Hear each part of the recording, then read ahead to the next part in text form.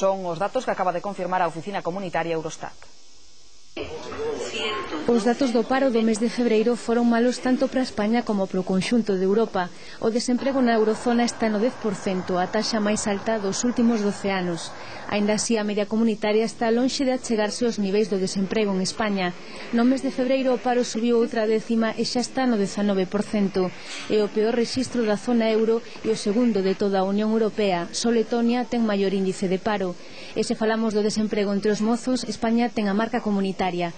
41 de cada 100 traballadores menores de 25 anos están sen emprego, máis do dobre que a media da zona euro. No lado oposto, os países con menos paro son Holanda e Austria.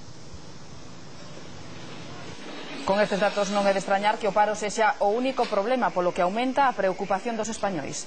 Así se reflicte na enquisa do Centro de Investigacións Sociolóxicas. O desemprego preocupa nesta ocasión o 82,9% dos enquisados. Por a contra, diminúen a inquedanza pola situación económica, a clase política ou o terrorismo. E o Euribor pechou o mes de marzo cun novo mínimo histórico do 1,215%. A caída repercutirá nas hipotecas contratadas hai un ano